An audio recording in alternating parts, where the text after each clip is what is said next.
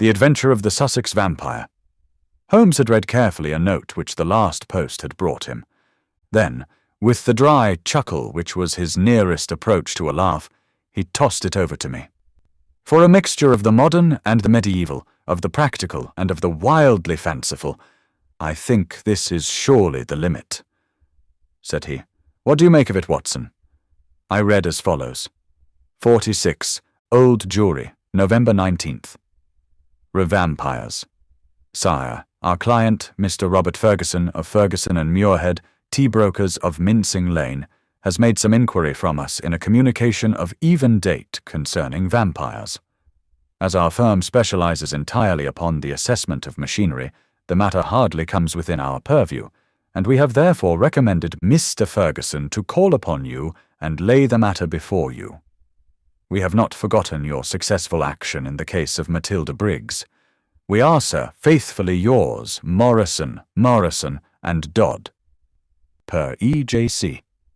Matilda Briggs was not the name of a young woman, Watson, said Holmes in a reminiscent voice. It was a ship which is associated with the giant rat of Sumatra, a story for which the world is not yet prepared. But what do we know about vampires? Does it come within our purview either? Anything is better than stagnation, but really we seem to have been switched on to a Grimm's fairy tale. Make a long arm, Watson, and see what V has to say.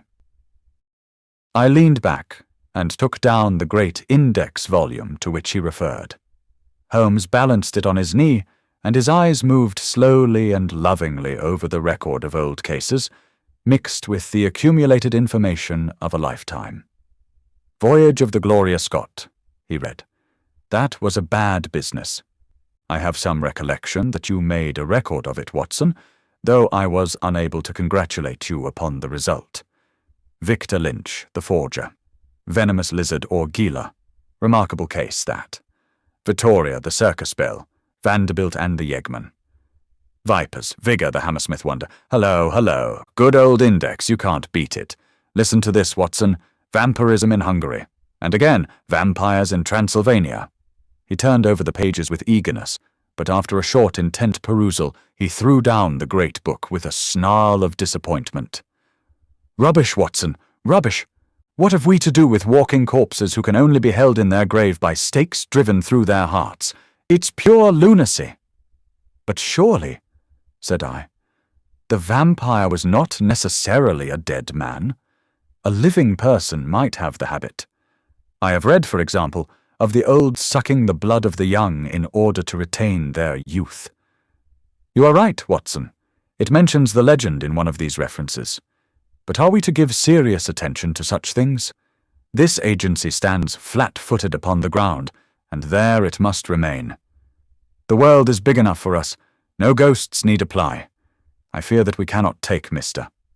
Robert Ferguson very seriously. Possibly this note may be from him, and may throw some light upon what is worrying him. He took up a second letter which had lain unnoticed upon the table while he had been absorbed with the first.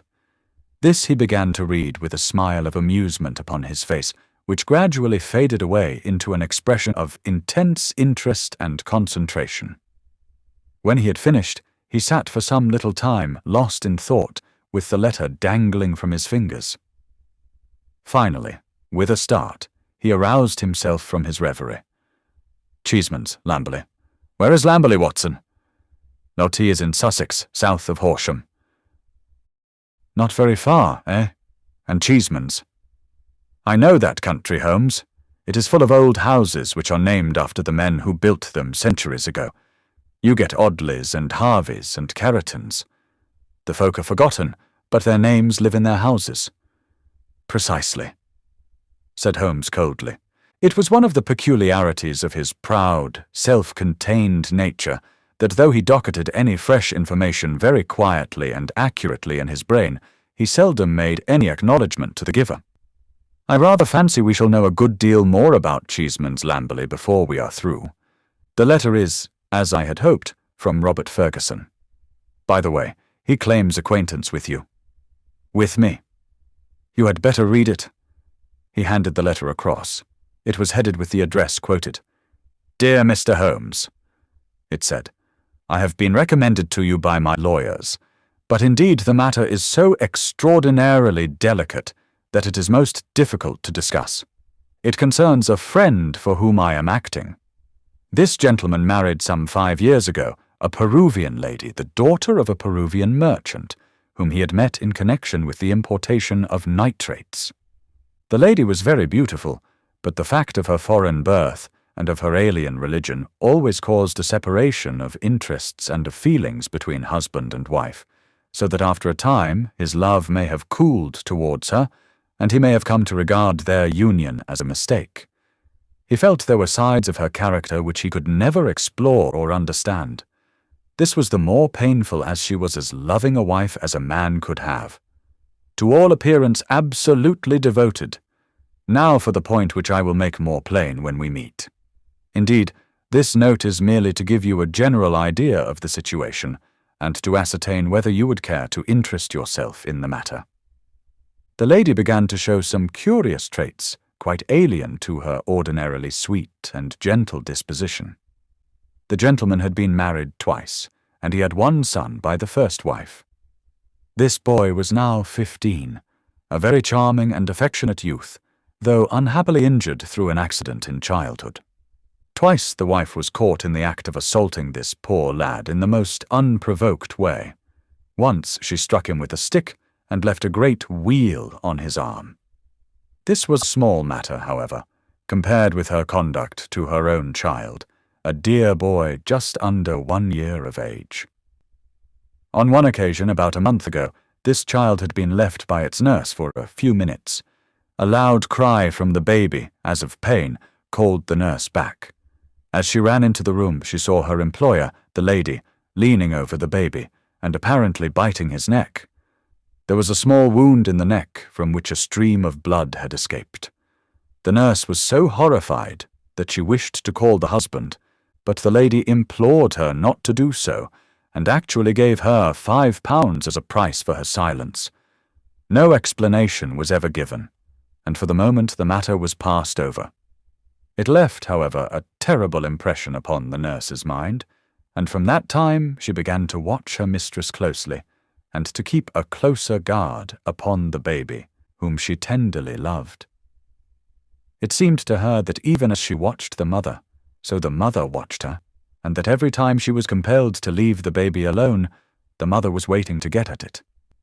Day and night the nurse covered the child, and day and night the silent, watchful mother seemed to be lying in wait as a wolf waits for a lamb. It must read most incredible to you, and yet I beg you to take it seriously, for a child's life and a man's sanity may depend upon it. At last there came one dreadful day when the facts could no longer be concealed from the husband.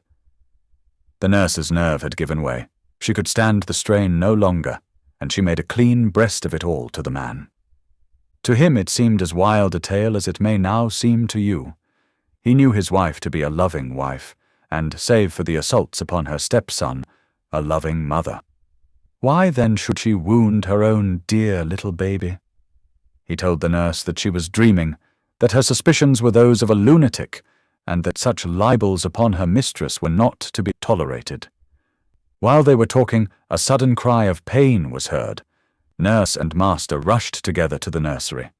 Imagine his feelings, Mr. Holmes, as he saw his wife rise from a kneeling position beside the cot, and saw blood upon the child's exposed neck and upon the sheet.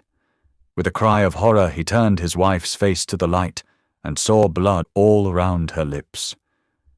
It was she beyond all question, who had drunk the poor baby's blood. So the matter stands.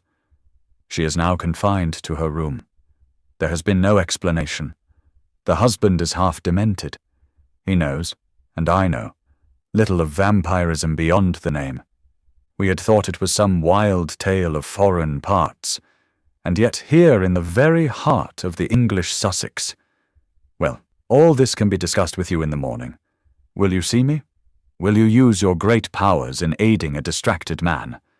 If so, kindly wire to Ferguson. Cheeseman's Lamberley and I will be at your rooms by 10 o'clock. Yours faithfully, Robert Ferguson. P.S. I believe your friend Watson played rugby for Blackheath when I was 3/4 for Richmond. It is the only personal introduction which I can give." "Of course I remembered him," said I as I laid down the letter. "Big Bob Ferguson, the finest 3/4 Richmond ever had. He was always a good-natured chap.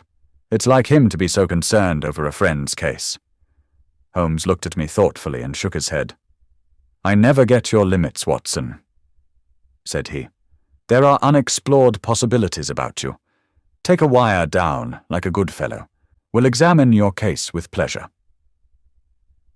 Your case. We must not let him think that this agency is a home for the weak-minded. Of course it is his case. Send him that wire and let the matter rest till morning. Promptly at 10 o'clock next morning, Ferguson strode into our room. I had remembered him as a long, slab-sided man with loose limbs and a fine turn of speed which had carried him round many an opposing back. There is surely nothing in life more painful than to meet the wreck of a fine athlete whom one has known in his prime. His great frame had fallen in, his flaxen hair was scanty, and his shoulders were bowed. I fear that I roused corresponding emotions in him. "Hello, Watson," said he, and his voice was still deep and hearty. "You don't look quite the man you did when I threw you over the ropes into the crowd at the old deer park. I expect I have changed a bit also, but it's this last day or two that has aged me. I see by your telegram, Mr. Holmes, that it is no use my pretending to be anyone's deputy. It is simpler to deal direct," said Holmes. "Of course it is. But you can imagine how difficult it is when you are speaking of the one woman whom you are bound to protect and help." "What can I do? How am I to go to the police with such a story, and yet the kiddies have got to be protected? Is it madness, Mr. Holmes? Is it something in the blood? Have you any similar case in your experience? For God's sake, give me some advice, for I am at my wit's end." "Very naturally, Mr. Ferguson. Now sit here and pull yourself together and give me a few clear answers. I can assure you that I am very far from being at my wit's end, and that I am confident we shall find some solution. First of all, tell me what steps you have taken. Is your wife still near the children? We had a dreadful scene. She is a most loving woman, Mr. Holmes.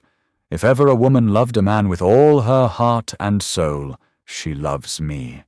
She was cut to the heart that I should have discovered this horrible, this incredible secret. She would not even speak. She gave no answer to my reproaches, save to gaze at me with a sort of wild, despairing look in her eyes. Then she rushed to her room and locked herself in. Since then she has refused to see me. She has a maid who was with her before her marriage, Dolores by name. A friend rather than a servant. She takes her food to her. Then the child is in no immediate danger. Mrs. Mason, the nurse, has sworn that she will not leave it night or day. I can absolutely trust her. I am more uneasy about poor little Jack, for, as I told you in my note, he has twice been assaulted by her. But never wounded? No, she struck him savagely. It is the more terrible as he is a poor little inoffensive cripple. Ferguson's gaunt features softened as he spoke of his boy. You would think that the dear lad's condition would soften anyone's heart.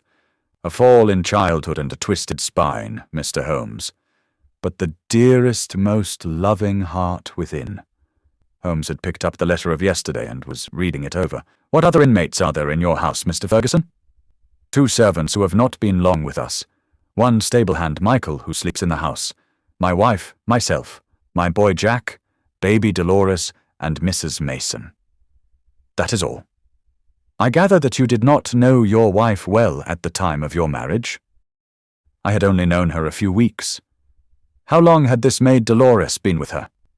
Some years. Then your wife's character would really be better known by Dolores than by you?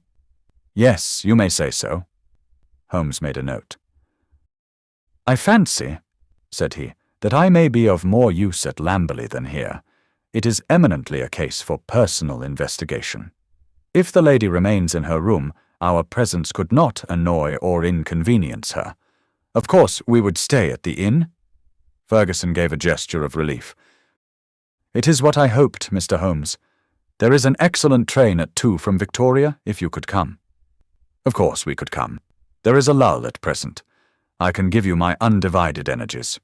Watson, of course, comes with us, but there are 1 or 2 points upon which I wish to be very sure before I start.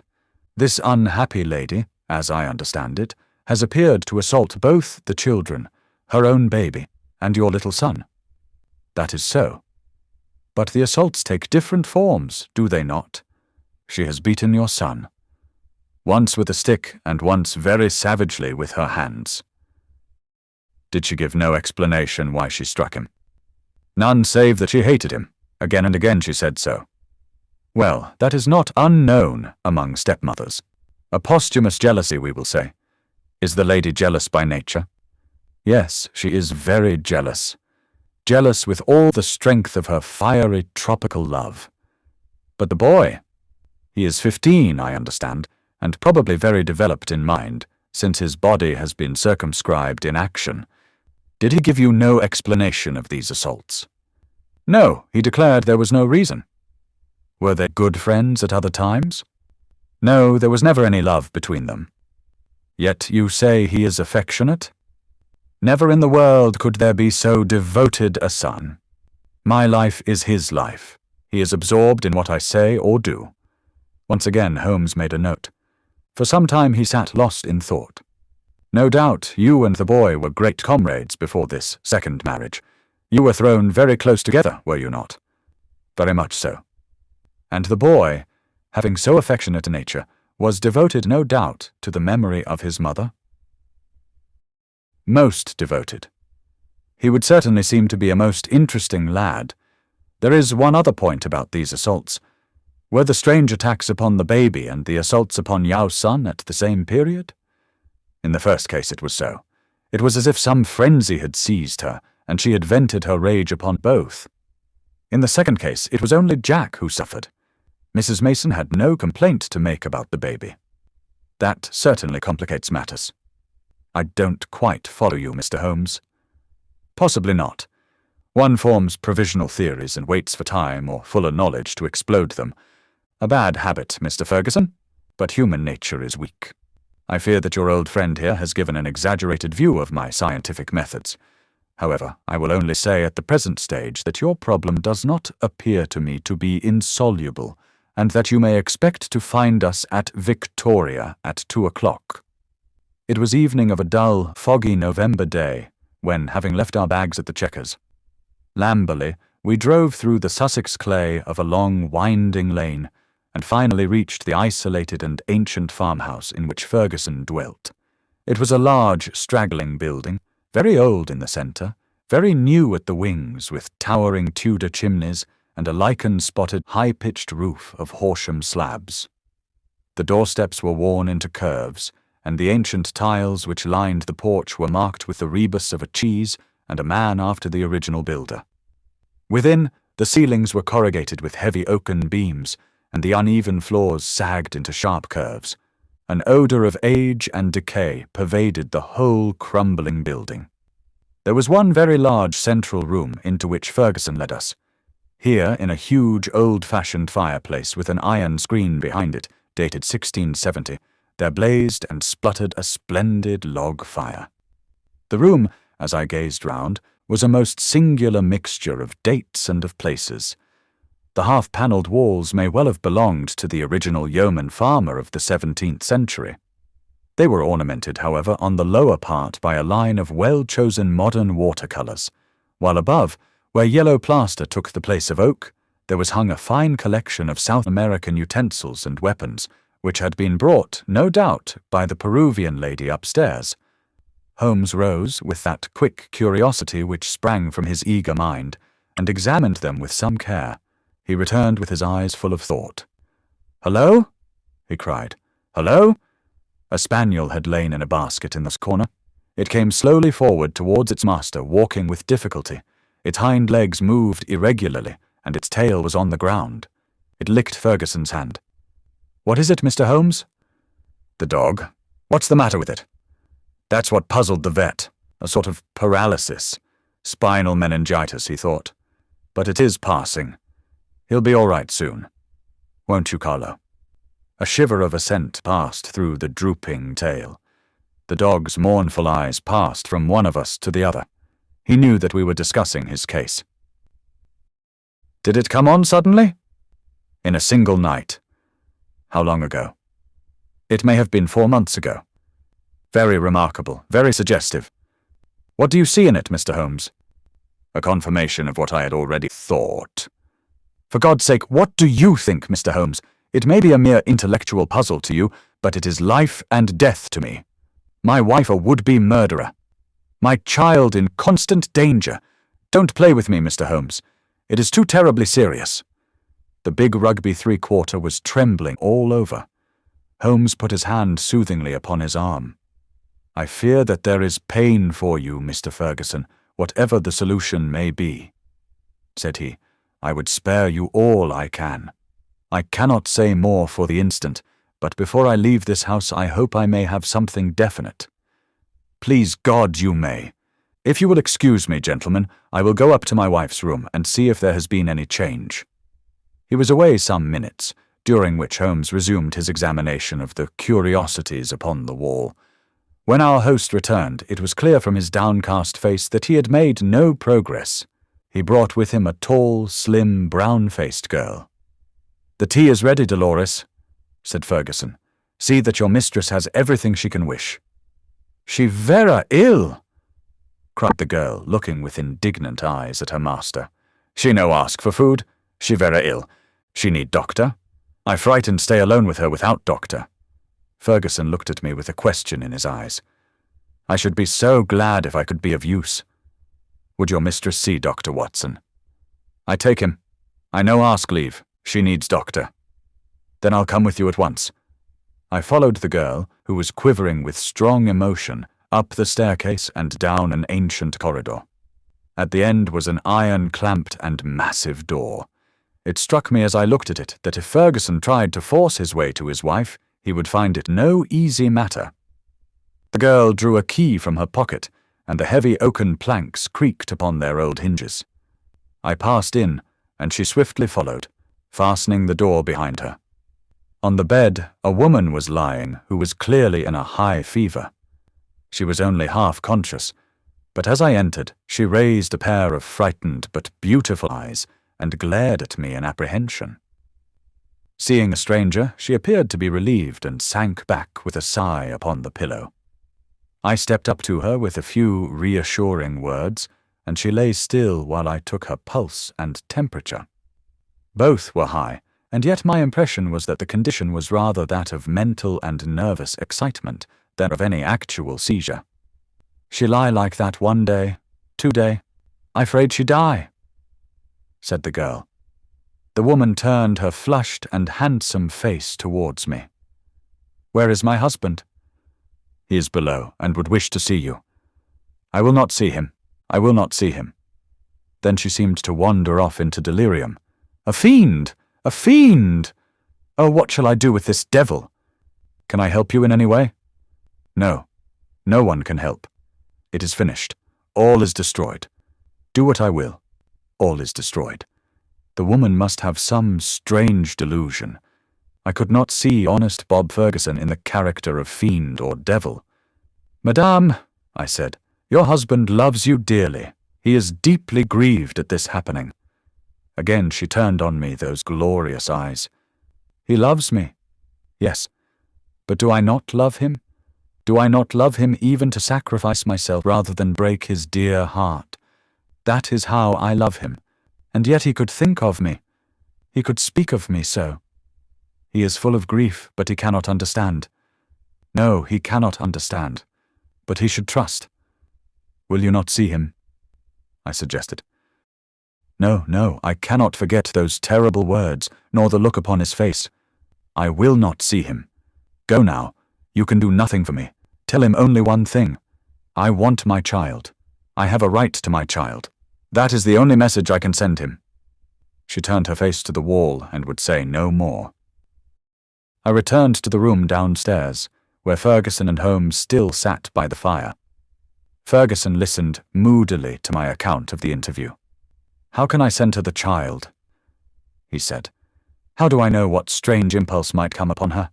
How can I ever forget how she rose from beside it with its blood upon her lips? He shuddered at the recollection. The child is safe with Mrs. Mason, and there he must remain. A smart maid, the only modern thing which we had seen in the house, had brought in some tea. As she was serving it, the door opened, and a youth entered the room.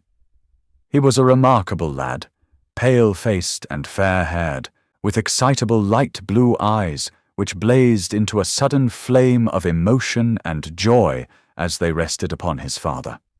He rushed forward and threw his arms around his neck with the abandon of a loving girl. "Oh, Daddy," he cried, "I did not know that you were due yet. I should have been here to meet you. Oh, I'm so glad to see you." Ferguson gently disengaged himself from the embrace with some little show of embarrassment. "Dear old chap," said he, patting the flaxen head with a very tender hand.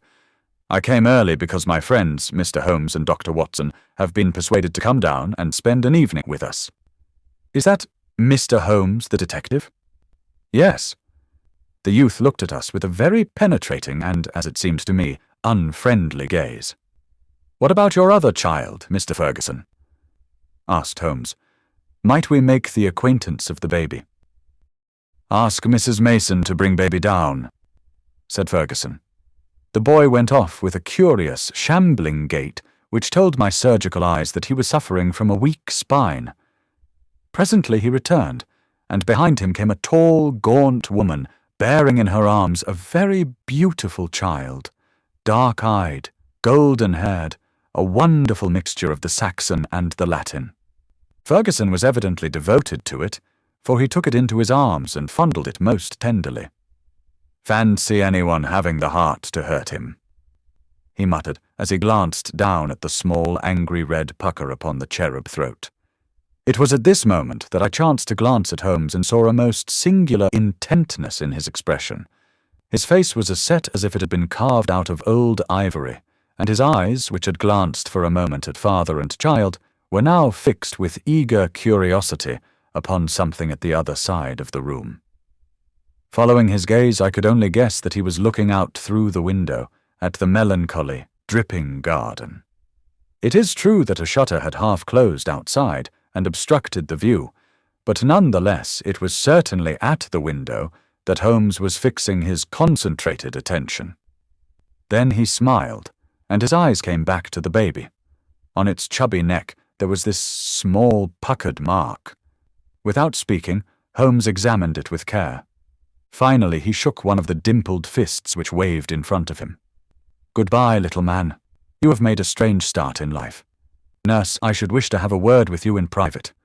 He took her aside and spoke earnestly for a few minutes. I only heard the last words, which were, "Your anxiety will soon, I hope, be set at rest." The woman, who seemed to be a sour, silent kind of creature, withdrew with the child. "What is Mrs. Mason like?" asked Holmes. "Not very prepossessing externally, as you can see, but a heart of gold, and devoted to the child. Do you like her, Jack?" Holmes turned suddenly upon the boy. His expressive mobile face shadowed over, and he shook his head. "Jackie has very strong likes and dislikes," said Ferguson, putting his arm round the boy. "Luckily I am one of his likes." The boy cooed and nestled his head upon his father's breast. Ferguson gently disengaged him.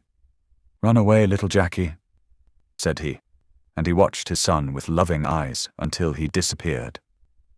"Now, Mr. Holmes," he continued when the boy was gone, "I really feel that I have brought you on a fool's errand, for what can you possibly do save give me your sympathy?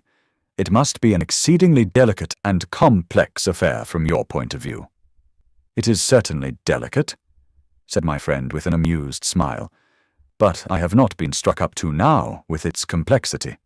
It has been a case for intellectual deduction, but when this original intellectual deduction is confirmed point by quite a number of independent incidents, then the subjective becomes objective, and we can say confidently that we have reached our goal.